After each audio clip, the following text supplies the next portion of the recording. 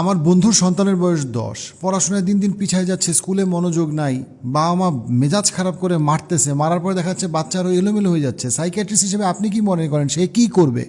এই বাচ্চার তো বিভিন্ন ধরনের মানসিক রোগ হতে পারে, কিন্তু বাবা মা যদি মানসিক স্বাস্থ্যের চিকিৎসা না নিয়ে বাচ্চাকে মারধর করে তাহলে আরও তো এলোমেলো হয়ে যাবে বাচ্চা। হতে পারে তার এডিএইচডি আছে, অতিরিক্ত চঞ্চল, বাচ্চা এক জিনিসপত্র সহজে হারিয়ে ফেলছে, মনোযোগ দিতে পারছে না বা ধরে রাখতে পারছে না, অতিরিক্ত লাফালাফি করছে, দৌড়াদৌড়ি ছোটাছুটি করছে, এক জায়গায় বসে স্থির হয়ে থাকতে পারছে না। হতে পারে বাচ্চার কন্ডাক্ট ডিসঅর্ডার আছে,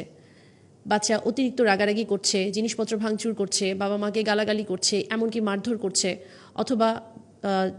নিয়ম মানতে চাচ্ছে না, অতিরিক্ত মোবাইলের ব্যবহার করছে এবং মোবাইলে আসক্তিতে পড়ে যাচ্ছে, বাবা মার কথা একেবারেই শুনছে না, কিংবা এমনকি এটাও হতে পারে যে বাচ্চা না বলে কোনো জিনিসপত্র নিয়ে ফেলছে কিংবা চুরি করছে। আবার হতে পারে এটা হাই ফাংশনিং অটিজম, বাচ্চা হয়তো চোখে চোখে তাকাচ্ছে না, একই কাজ বারবার করছে, একটা নির্দিষ্ট নিয়ম বা রুটিন মেনে চলতে চেষ্টা করছে, একই খেলনা দিয়ে বারবার খেলছে, কোনো কিছু না পেলে হঠাৎ করে অতিরিক্ত রাগারাগি করছে, নিজের ক্ষতি বা অন্যের ক্ষতি করার চেষ্টা করছে। আবার হতে পারে বর্ডার লাইন আইকিউ, বাচ্চা হয়তো পড়াশোনা বুঝতে পারছে না বা পড়াশোনা বুঝলেও মনে রাখতে পারছে না, ধীরে ধীরে স্কুলের পারফরমেন্স খারাপ হচ্ছে,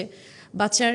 কাজকর্ম ঠিকভাবে করতে পারছে না, যেগুলো এই বয়সের বাচ্চার সহজে করতে পারার কথা সেই কাজগুলো করতে পারছে না, যেমন বোতাম লাগানো বা নিজের চুল আঁচড়ানো, নিজের জুতার ফিতা লাগানো, এই ধরনের স্বাভাবিক জীবনযাপনের কাজগুলো করতে পারছে না।